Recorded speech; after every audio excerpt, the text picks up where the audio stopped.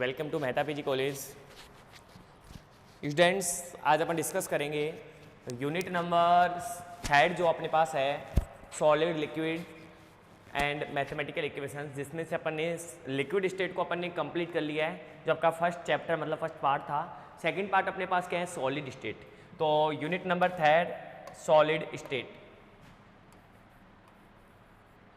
Unit number 3 आपके पास है solid state, solid state ठोस अवस्था। तो आज डिस्कस करेंगे अपन ठोस अवस्था क्या होती है, इसके बारे में अपन क्या करेंगे, डिस्कस करेंगे। ठीक है भाई। तो सबसे पहले अपन बात करेंगे कि ठोस अवस्था क्या होती है। ठीक है ना। तो जैसे अपने पास ठोस, द्रव, गैस, पदार्थ की 3 अवस्थाएं होती हैं। जिन्हें अपन जनरली पढ़ते हैं ठोस, द्रव और गैस। और चौथी और पांचवी अपने पास क्या होती है, प्लाज्मा और बॉन्ड आइंस्टीन होती है।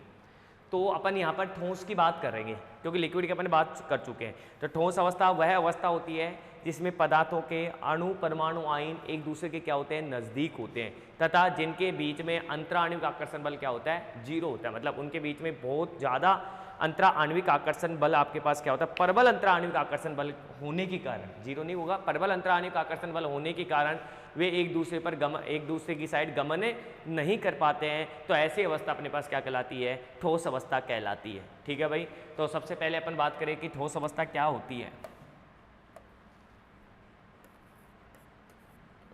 ठोस अवस्था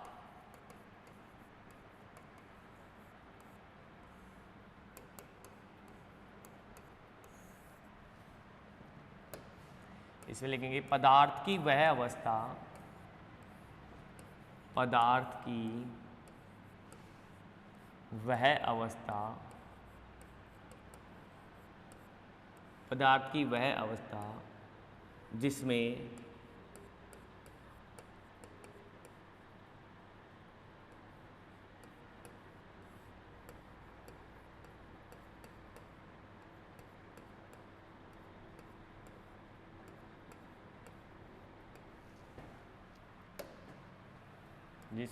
परमाणु,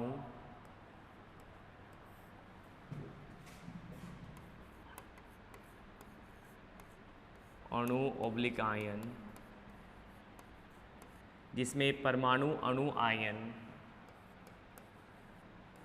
एक दूसरे के समीप होते हैं।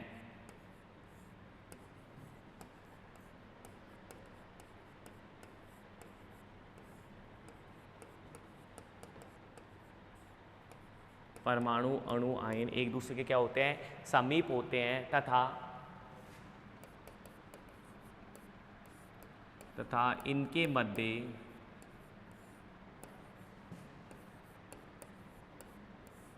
प्रबल अंतरा आणविक, इनके मध्य प्रबल अंतरा आणविक आकर्षण बल पाया जाता है। बल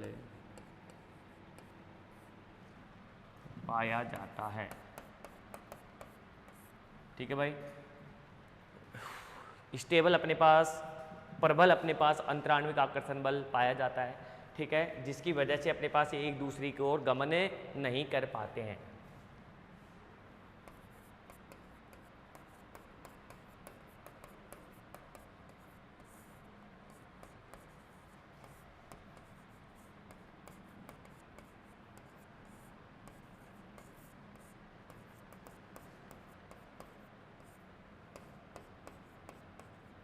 गमन नहीं कर पाते हैं।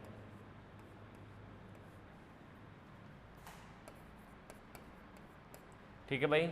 इसके कारण एक दूसरे की ओर गमन नहीं कर पाते हैं। प्रबल अंतराण्विक आकर्षण बल के कारण एक दूसरे की ओर गमन नहीं कर पाते हैं। कौन सी अवस्था कहलाती है, ठोस अवस्था कहलाती है।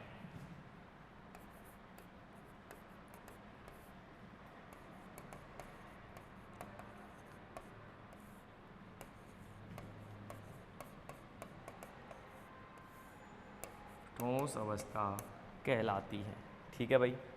उसके बाद में बात करें अपने पास कि ठोसों को सामान्यतः कितने भागों में बांटा गया है, तो क्लासिफिकेशन ऑफ सॉलिड, ठोसों को सामान्यतः 2 भागों में बांटा गया है।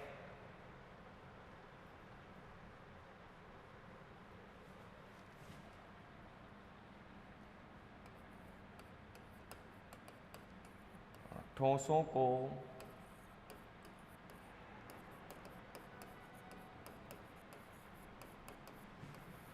सामान्यतः 2 भागों में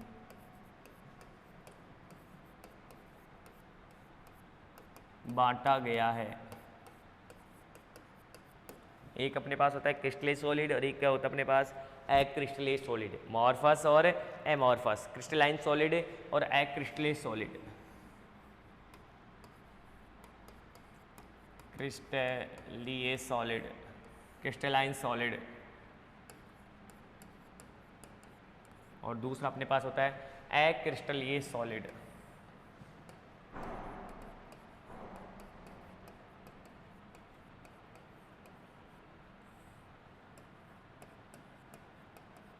क्रिस्टलीय ठोस और अक्रिस्टलीय ठोस। सबसे पहले बात आती है कि क्रिस्टलीय सॉलिड क्या होते हैं।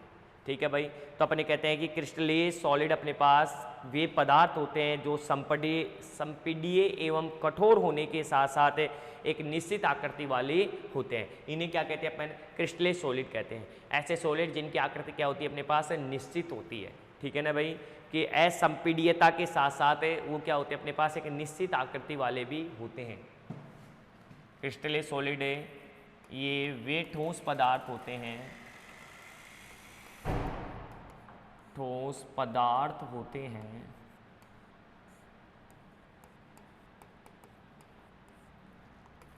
ये वे ठोस पदार्थ होते हैं जिनकी जो असंपीडीय जो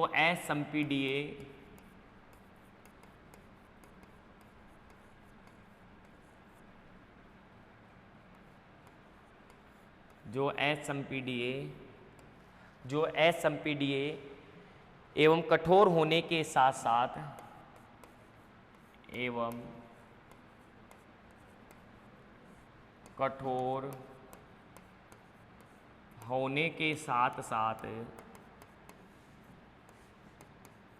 असंपीडीय एवं कठोर होने के साथ साथ एक निश्चित ज्यामितीय आकृति वाले होते हैं। एक निश्चित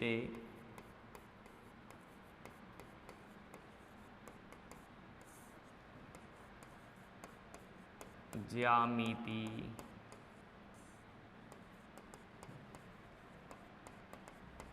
आकृति वाले होते हैं।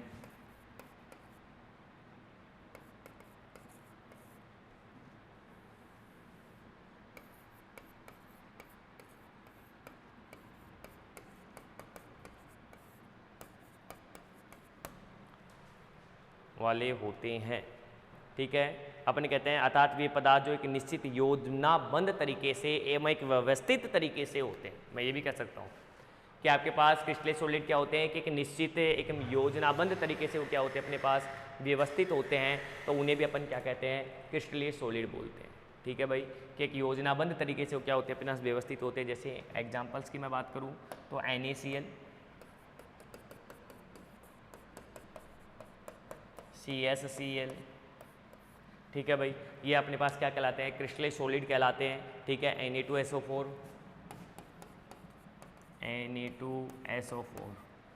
क्लियर भाई। अब बात करते हैं अपन अक्रिस्टलीय सॉलिड की।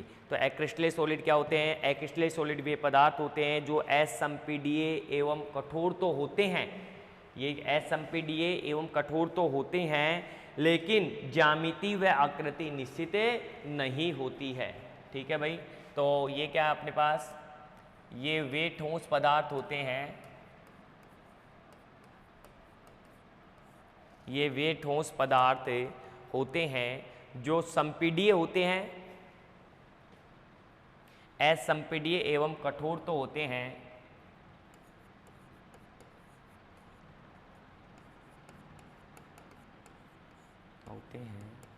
जो आपसे क्लासिफिकेशंस पूछा गया है कि क्रिस्टलीय सॉलिड व अक्रिस्टलीय सॉलिड में अंतर बताइए, आप क्या डिफरेंस है दोनों में। आपसे पूछा गया है कि क्रिस्टलाइज सॉलिड क्या होता है, एक्रिस्टलाइज सॉलिड क्या होता है, समझाइए, तो फिर आपको समझाना पड़ेगा। उसमें 2 नंबर में पूछा गया था सेमेस्टर में, तो 2 नंबर में फिर से पूछेगा कि एक्रिस्टलाइज सॉलिड व क्रिस्टलाइज सॉलिड में कोई अंतर बताइए, या एक्रिस्टलाइज सॉलिड व क्रिस्टलाइज सॉलिड क्या होते हैं समझाइए। ठीक है भाई। तो अपन क्या बोल रहे हैं कि ये वे ठोस पदार्थ होते हैं जो असंपीड्य एवं कठोर असंपीड्य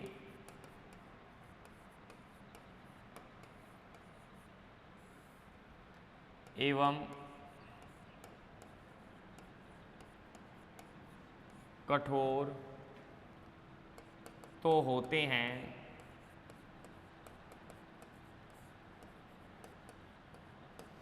परंतु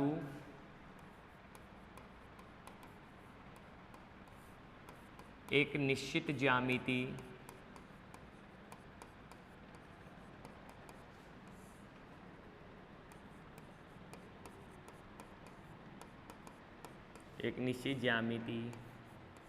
व आकृति वाले नहीं होते हैं।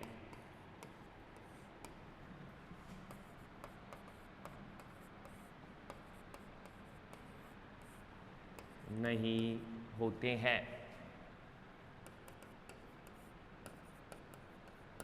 ठीक है भाई, एक निश्चित ज्यामिति व आकृति वाले नहीं होते हैं। ठीक है भाई, इनकी आकृति क्या होती है अपने पास, अनिश्चित होती है। अर्थात अपने कह सकते हैं कि इनमें अवयवी कण एक निश्चित ज्यामिति व्यवस्था में व्यवस्थित नहीं होते हैं। ऐसे सभी पदार्थ अपने पास क्या कहलाते हैं, अक्रिस्टलीय सॉलिड कहलाते हैं। एग्जाम्पल्स की मैं बात करूं तो जैसे प्लास्टिक, रबर एवं कांच, ये सब एमोर्फस सॉलिड के एग्जाम्पल है। प्लास्टिक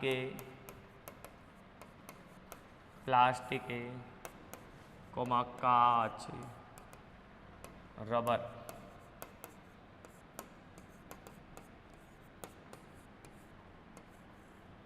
ये सब किसके उदाहरण अपने पास, एमोर्फस सॉलिड के उदाहरण हैं। ठीक है भाई, तो ये हो गया अपने पास क्रिस्टलाइन सॉलिड। सॉलिड कितने प्रकार के होते हैं, तो अपन ने बोला 2 प्रकार के होते हैं, एक होता है क्रिस्टलाइन सॉलिड और एक क्या होता है अपने पास, अक्रिस्टलीय सॉलिड। ठीक है भाई, अपन ये कहें कि इनके गलनांक तीक्ष्ण व निश्चित होते हैं। कुछ क्लासिफिकेशंस की मैं अंतर की बात करूं तो अपन कहेंगे कि क्रिस्टलीय सॉलिड जो अपने पास है, क्रिस्टलीय ठोस,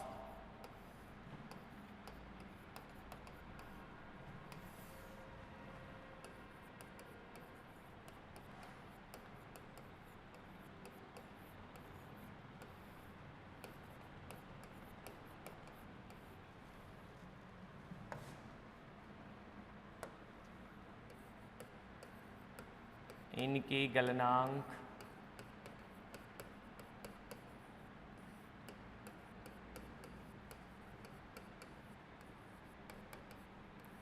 निश्चित एवं तीक्ष्ण होते हैं।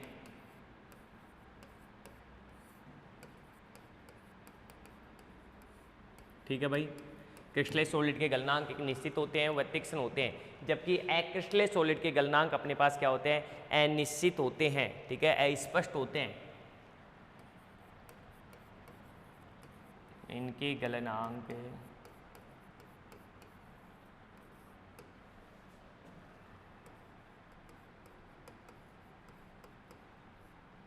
अस्पष्ट होते हैं। इनके गलनांक अस्पष्ट होते हैं। ठीक है भाई, दूसरा यदि मैं क्रिस्टलाइज सॉलिड की मैं बात करूं तो ये विषम देशिकता का गुण पाया जाता है। इनमें क्या पाया जाता है, क्रिस्टलाइज सॉलिड में विषम देशिकता का गुण पाया जाता है। इनमें विषम देशिकता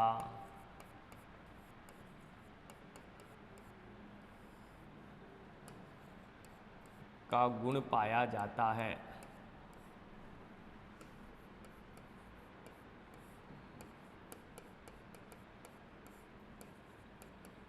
इनमें विषम देशिकता का गुण पाया जाता है, अर्थात इनमें विषम देशिकता का गुण पाया जाता है, अर्थात भौतिक गुण जैसे कठोरता, तनन, उष्णता, अर्थात भौतिक गुण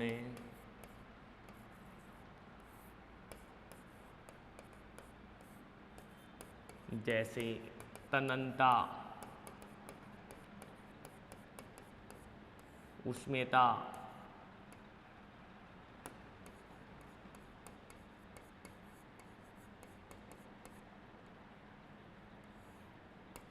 तन्यता, उष्णता, ठीक है भाई, विद्युत चालकता आदि सभी दिशाओं में भिन्न भिन्न होते हैं। जितने भी भौतिक गुण होते हैं वो सब क्या होते हैं?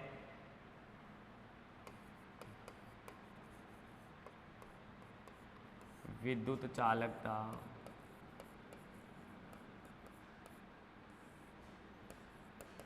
आदि सभी दिशाओं में भिन्न भिन्न होते हैं।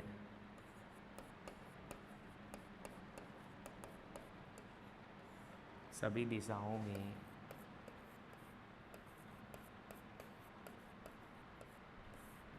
भिन्न भिन्न होते हैं।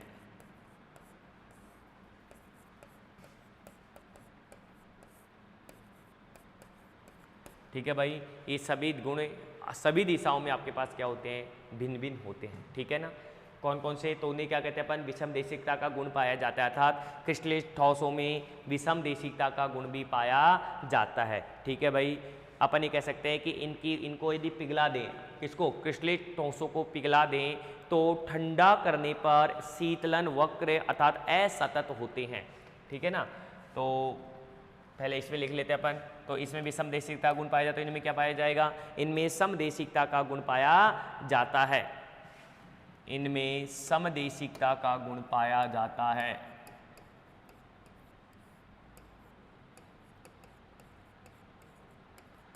समदेशिकता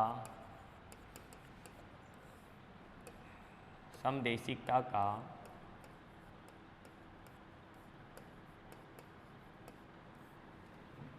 गुण पाया जाता है, अर्थात इनके भौतिक गुण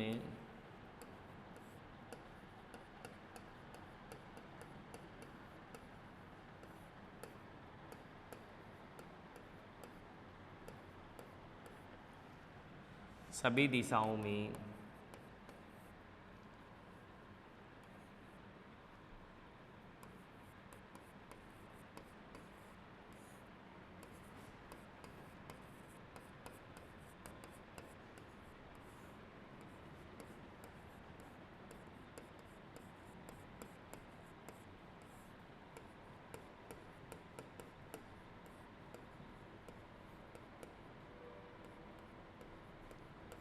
इनके भौतिक गुण सभी दिशाओं में क्या होते हैं? अपने पास समान होते हैं। ठीक है भाई, प्रत्येक दिशा में अपने पास क्या होते हैं? समान होते हैं। दूसरा अपन पास इन्हें पिघली हुई अवस्थाओं में ठंडा करने पर प्राप्त शीतलन वक्र,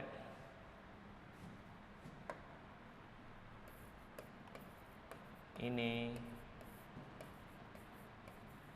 पिघली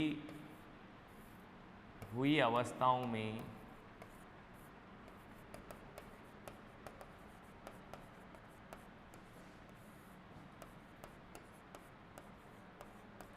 ठंडा करने पर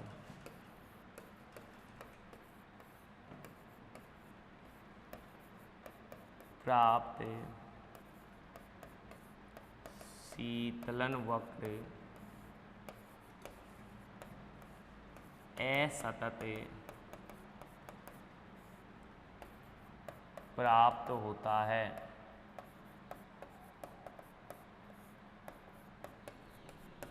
ठीक है भाई, इनमें सभी का समदेशिकता गुण पाया जाता है। और इसे अपन क्या करेंगे? ठीक है भाई, इन्हें पिघली हुई अवस्था में ठंडा करने पर शीतलन वक्र सतत होते हैं। इन्हें पिघली हुई अवस्था में ठंडा करने पर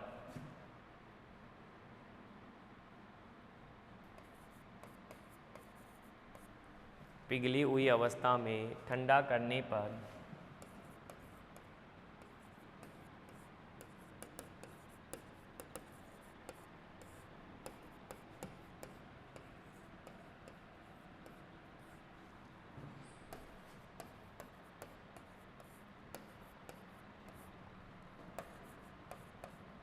प्राप्त शीतल अनुभव करे।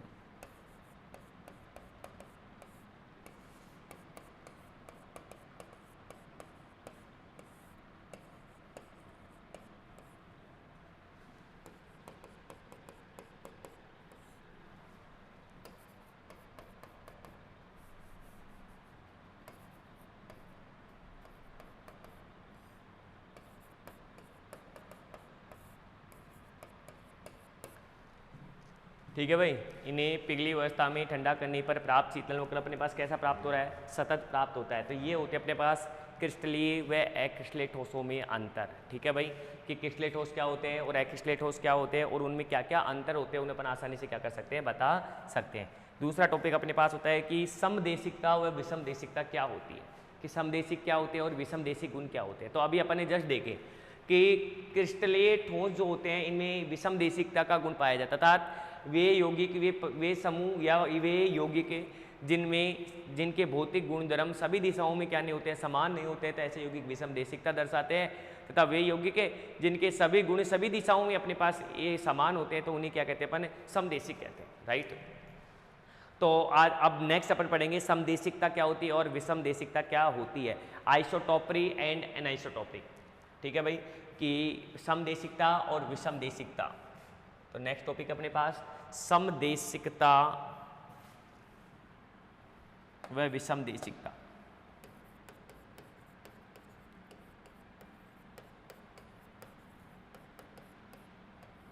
समदेशिकता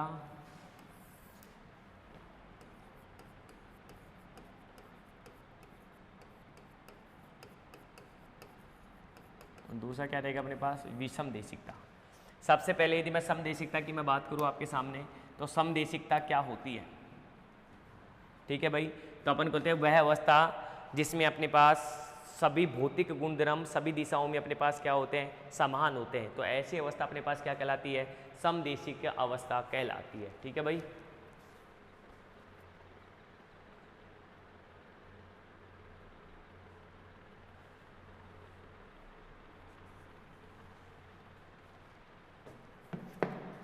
ठीक है भाई, तो अपन ये लिख सकते हैं कि अक्रिस्टलीय ठोस पदार्थों का वह गुण है, क्योंकि अपने पास क्रिस्टलीय और समदेशिकता क्या होगी, अपने पास अक्रिस्टलीय ठोस पदार्थों का वह गुण है जिसमें आपके पास सभी दिशाओं में अपने पास उनके भौतिक गुणधर्म क्या होते हैं, समान होते हैं। ठीक है ना, तो अक्रिस्टलीय ठोस पदार्थों का वह गुणधर्म है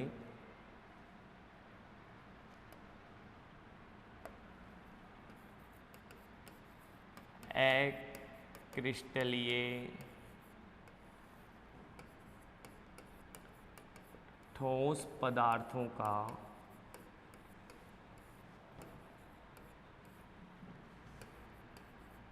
वह गुणधर्म है, अक्रिस्टलीय ठोस पदार्थों का वह गुणधर्म है जिसमें भौतिक गुण प्रत्येक दिशा में क्या होते हैं, समान होते हैं।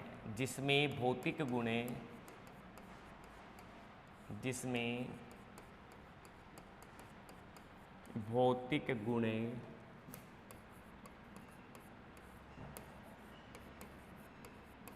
प्रत्येक दिशा में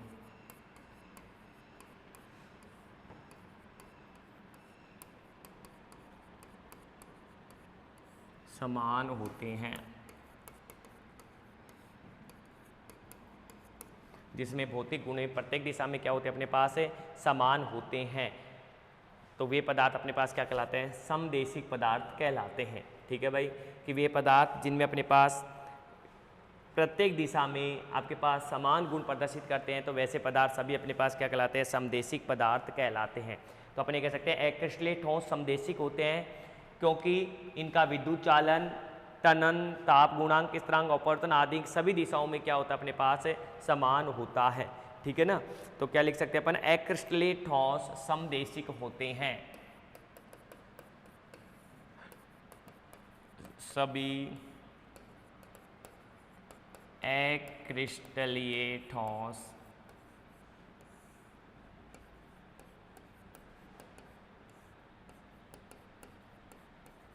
समदेशिक होते हैं। क्योंकि इनके भौतिक गुण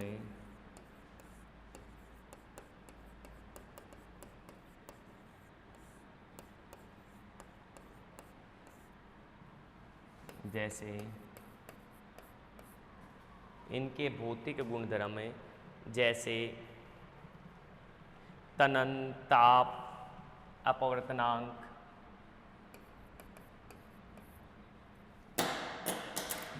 जैसे तनन, ताप, अपवर्तनांक,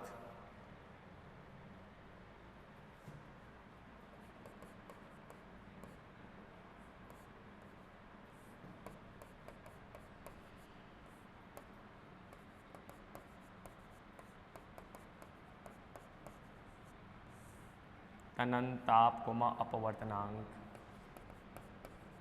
आदि सभी दिशाओं में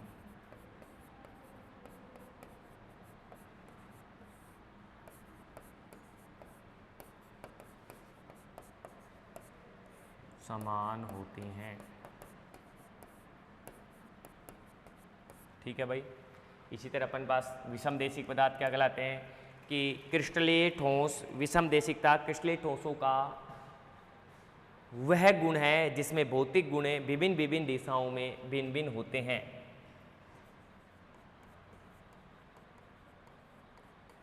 क्रिस्टलीय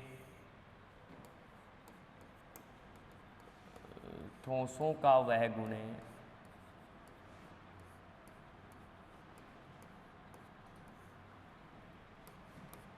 जिसमें क्रिस्टलीय ठोसों का वह गुण जिसमें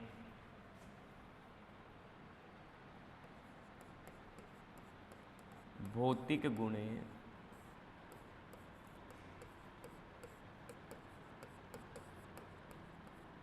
भिन्न भिन्न दिशाओं में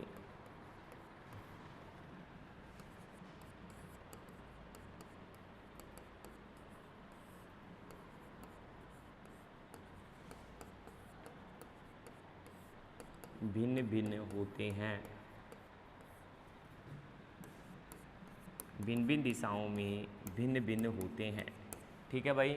जिनके भौतिक गुणधर्म अपने पास अलग अलग दिशाओं में अपने पास क्या होते हैं, अलग अलग होते हैं। अर्थात इनके भौतिक गुण इनके परिणामों की दिशा पर निर्भर करते हैं। अर्थात इनके भौतिक गुण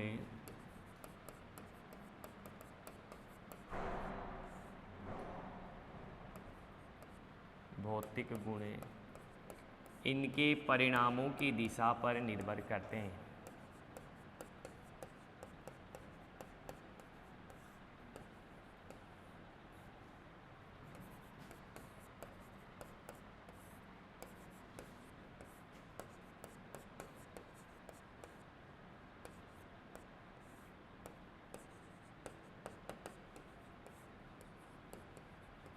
इनके भौतिक गुणधर्म इनके परिणामों की दिशा पर निर्भर करते हैं। ठीक है भाई। तो ये होते हैं अपने पास समदेशिक और विषमदेशिक पदार्थ क्या होते हैं, उनके बारे में अपन क्या करेंगे, डिस्कस कर चुके हैं। ठीक है भाई। तो इनके एक डायग्राम बना के दिखा देता हूँ मैं आपको, क्या होता है समदेशिकता और क्या होती है विषमदेशिकता। ठीक है भाई। समदेशिकता मतलब अपने पास समान होंगे, जबकि विषमदेशिकता में अपने पास क्या होंगे, अपने पास अलग प्रकार के होंगे। ठीक है ना। तो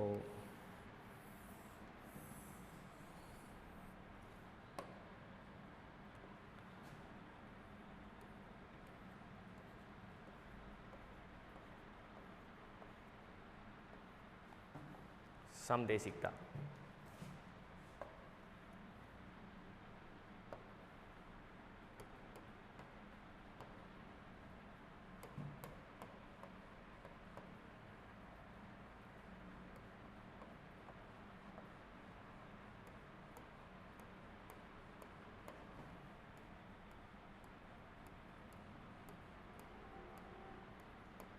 प्रत्येक दिशा में अपने पास समान गुण होंगे तो उन्हें क्या कहेंगे अपन, समदेशिकता।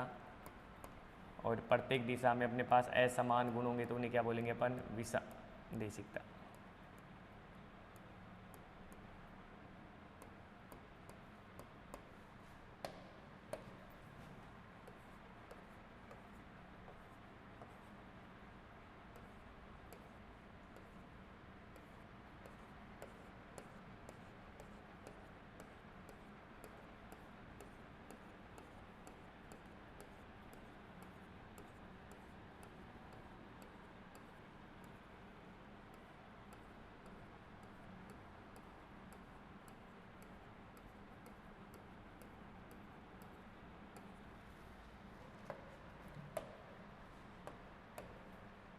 प्रत्येक दिशा में अपने पास क्या होनी चाहिए, समान गुण होने चाहिए। जैसे यदि मैं इसकी बात करूं, देखो प्रत्येक दिशा में अपने पास क्या है, समान गुणधर्म को क्या कर रहे हैं, प्रदर्शित कर रहे हैं।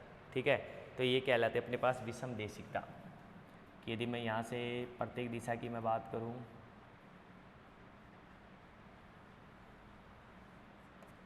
तो समान गुण प्रदर्शित करते हैं, तो इनको कहते हैं अपन विषम देशिकता, सॉरी समदेशिकता। क्या बोलेंगे इसे, समदेशिकता।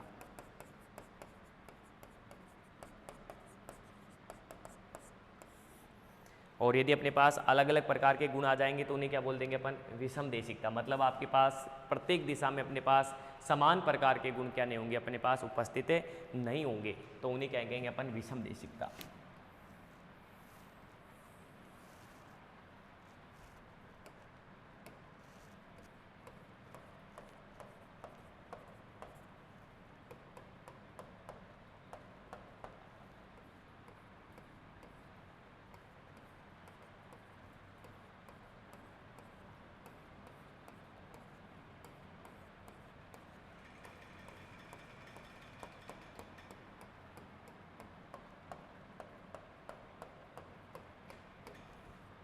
ये क्या कहलाएंगे अपने पास, विषम देशिकता।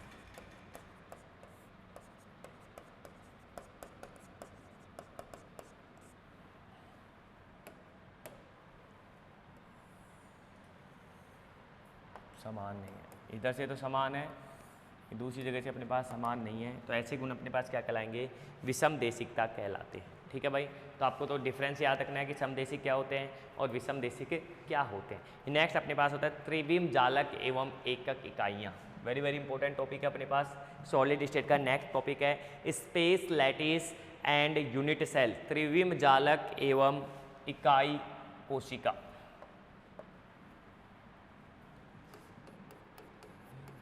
त्रिविम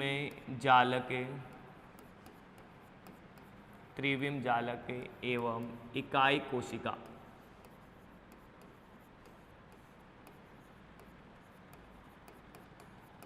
सबसे पहले बात करें कि त्रिविम जालक क्या होता है, तो अपन ये कहते हैं कि किसी त्रिविम जालक क्या होता है, तो अपन ये कहते हैं कि किसी क्रिस्टल में उपस्थित किसी अवयवी अणु परमाणु आयन का वह बिंदु रूपी एक निश्चित ज्यामिति रचना का क्या करता है, निर्माण करता है, तो उसे अपन क्या कहते हैं, त्रिविम जालक कहते हैं।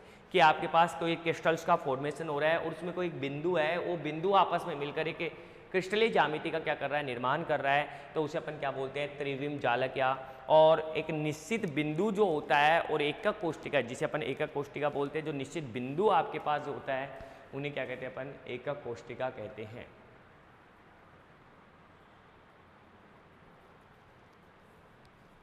ठीक है भाई, तो त्रिविम जालक व एकक कोष्टिका क्या होती है, तो सबसे पहले अपन बात करेंगे त्रिविम जालक की।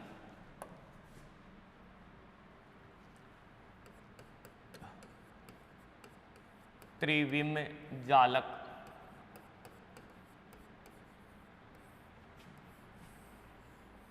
Space lattice. स्पेस लैटिस क्या होता है, क्रिस्टल में उपस्थित है उनके अवयवी कण, क्रिस्टल में उपस्थित है उनके अवयवी कण क्रिस्टल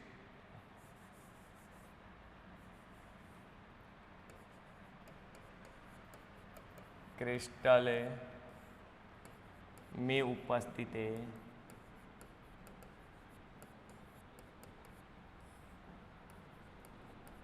उनके अवयवी कण, क्रिस्टल में उपस्थित उनके अवयवी कण अणु परमाणु आयन, अणु परमाणु आयन,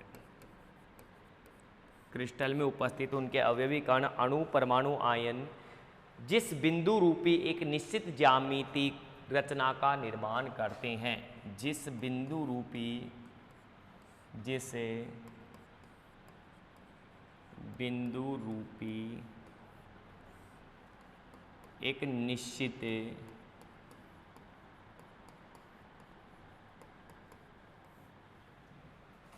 ज्यामिति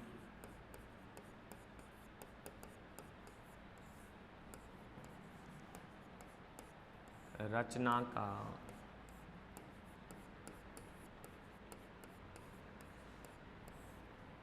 निर्माण करते हैं। एक बिंदु रूपी एक निश्चित ज्यामितीय रचना का निर्माण करते हैं, वह जालक कहलाती है। वह जालक कहलाती है। भाई जालक किसे कहते हैं? तो अपन कहते हैं कि किसी क्रिस्टल में अपने पास बहुत सारे अणु परमाणु आयन आपस में मिलकर एक निश्चित बिंदु रूपी एक ज्यामिति, जैसे चतुष्फलकी हो गई, अष्टफलकी हो गई, वर्ग समतली हो गई, ये सभी आपस में मिलकर एक निश्चित ज्यामिति होते हैं, उसे अपन क्या बोलते हैं? जालक बोलते हैं। और त्रिविम में इस प्रकार की नियमित व्यवस्था क्या कहलाती है? अपने पास है जालक कहलाती है। और त्रिविम में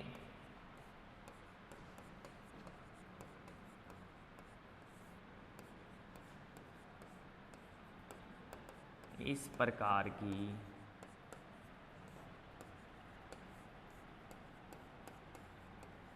नियमित व्यवस्था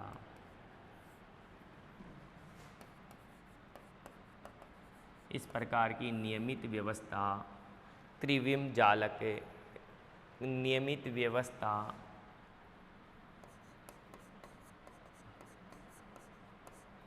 त्रिविम जालक कहलाती है।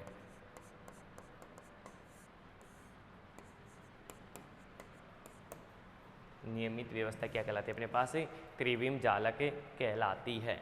ठीक है भाई। जो अपने पास डिफरेंट टाइप्स के अपन पढ़ेंगे, जैसे एक बीमी हो गई, द्विबीमी हो गई, त्रिबीमी हो गई, ऐसे करके अपने पास जालक के अपने पास क्या होते हैं? अपने पास जैसे एक बीमी जालक मतलब एक सरल रेखा में व्यवस्थित है तो एक बीमीय जालक। द्विबीमीय मतलब आपके पास दो रेखा में उपस्थित है, दो रेखाएं आपस में मिलकर अपने पास बन रही है तो त्रिविम जालक का निर्माण करते हैं, द्विबीमीय जालक। और त्रिबीम मतलब दो या दो से अधिक रेखाएं, मतलब त्रिविम में लगातार अपने को अलग अलग तीन रेखाएं आपस में मिलकर एक त्रिविम जालक का निर्माण करती है तो उसे अपन क्या बोलते हैं? त्रिविमीय जालक बोलते हैं। ऐसे करके अपने पास अपन क्या करेंगे? जालक को कंप्लीट करेंगे। और उसके बाद में अपन कल लेक्चर में डिस्कस करेंगे एकक कोशिका, इकाई कोशिका क्या होती है, यूनिट सेल्स। और यूनिट सेल्स के साथ साथ अपन फिर स्टार्ट करेंगे अपन क्रिस्टलोग्राफी एक्सेस, यूनिट सेल के रोल्स। ठीक है भाई, तो उनको डिस्कस करने के बाद में अपने पास, क्योंकि ज़्यादा बड़ा नहीं है अपने पास, कुछ टॉपिक्स ही है इसमें।